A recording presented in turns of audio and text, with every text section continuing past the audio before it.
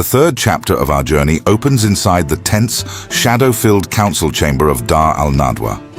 The rulers of Mecca are realizing that Islam is no longer a hidden movement. It has begun to capture the minds of their youth, their leaders, and their families. Look at the faces of Abu Jahl and Utbah bin Rabi'ah. There is an undeniable shift from arrogance to genuine political panic. In this opening assembly, the elders are desperately counting the names of those who have left their ancestral religion. They mention Abu Bakr, Uthman, Abu Ubaidah, and Abdurrahman bin Auf. These were not weak or lower-class citizens. These were men of high intellect, status, and wealth. The Quraish aristocrats ask a terrifying question. If Muhammad can sway the minds of Mecca's brightest elites, how can they ever hope to secure the loyalty of their servants, their slaves, and the common people? The leaders argue that if Muhammad had merely chosen to isolate himself, just like Waraka bin Nawfal or Zayd bin Amr did in the past, the Quraysh would not care. But Muhammad claims a divine mandate. He claims he is commanded by Allah to deliver a message that demands absolute obedience. The camera then cuts away from the luxurious council to a quiet, striking contrast. We see Bilal bin Rabah serving drinks to the elders of Mecca. The historical irony in this scene is heavy. As Bilal pours the wine, the masters talk down to their slaves. We see Wahshi, the powerful warrior slave of Jubair bin Mut'im, standing in the background. The masters mock him, asking why he was defeated in a wrestling match, reminding him that his only value lies in his physical muscle and his obedience. But listen closely to the dialogue between Bilal and Wahshi under the cover of night. Wahshi laments his status, stating that he would kill anyone if it meant gaining his freedom. ما زلت تسرف في الشرب يا وحشي. لولاه لنحرت أو نحرت. لن تتغير. But Bilal's response carries a deeper, spiritual maturity. Bilal speaks of a freedom that the whip cannot touch. He notes that while the masters own their bodies, they do not own their minds or their hearts.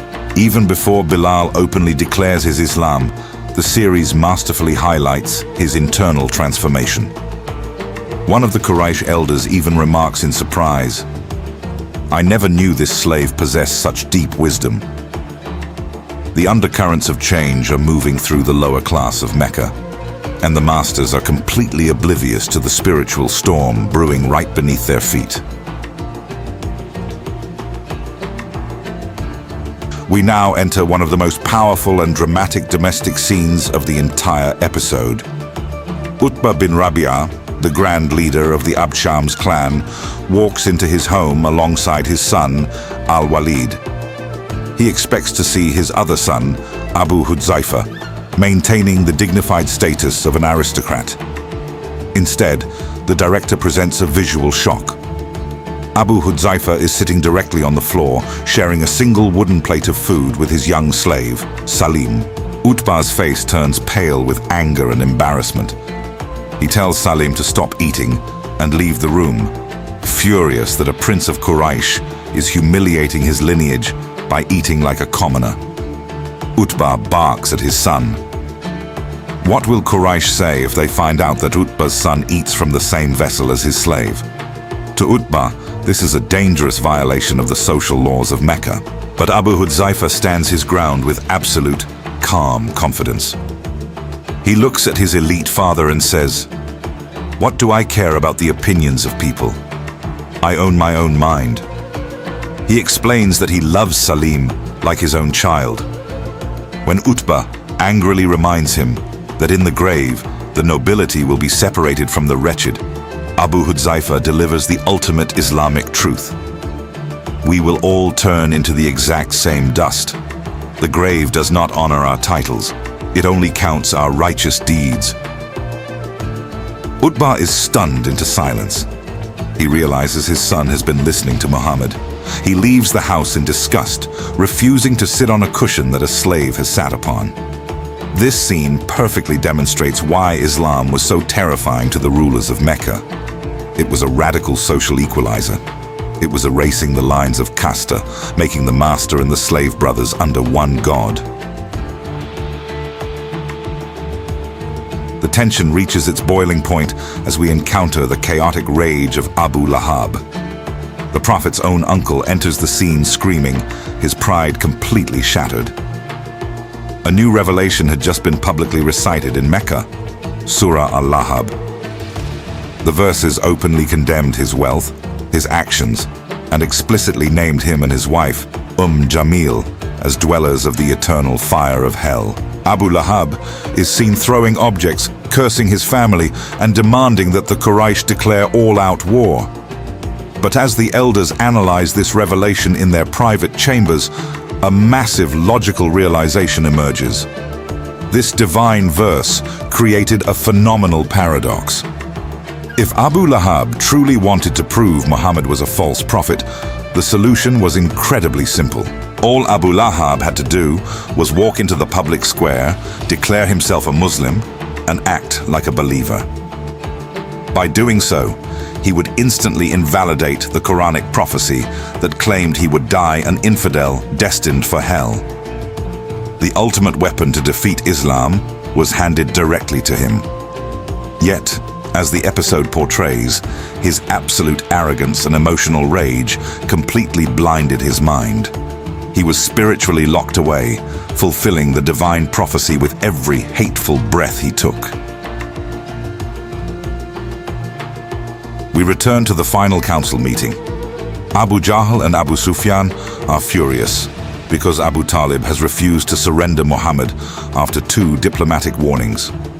Abu Jahl demands a total social and economic embargo against the entire clan of Bani Hashim. He wants to cut off their food, their trade, and their survival. He calls for a ruthless break of family alliances. This is the moment where the magnificent intellect and character of young Umar bin Khattab dominates the room. Umar stands up and openly confronts his own maternal uncle, Abu Jahl. Umar does not defend Muhammad's message, but he fiercely defends Moroa, the unyielding code of Arab honor and Kesatrian. Umar looks at the angry leaders and states, "You are being driven by pure envy. You are asking Abu Talib to violate the ancestral laws of kinship. If Bani Hashim surrenders their son to us out of fear, the entire Arab peninsula will look at Quraish as dishonorable cowards." Umar argues that a war won by losing one's morals is a total defeat. He refuses to allow Quraish to resort to underhanded tactics like starvation and breaking family bloodlines. He demands that they face the problem with structural logic and open debate, not dirty politics. This scene perfectly showcases that even while Umar was an enemy of Islam, he was an honorable, noble enemy who loathed political cowardice. Episode 3 concludes with the lines firmly drawn in the sand. The old world of Mecca is cracking from the inside out. Fathers are losing sons, uncles are turning into monsters, and the lower casta is finding its voice. And right in the middle of this chaos, Umar bin Khattab's fierce commitment to logic and honor is setting him on a collision course with destiny. In our next chapter, the verbal debates will end and the brutal physical persecution will begin. How will Umar's code of honor survive the coming violence? If you appreciated this deep scene-by-scene breakdown, please hit that like button right now. Leave a comment sharing which scene from episode 3 moved you the most. Don't forget to subscribe to Motion X Stories and turn on the notification bell so you won't miss part 4. Until next time, stay reflective, and we will see you in the next chapter.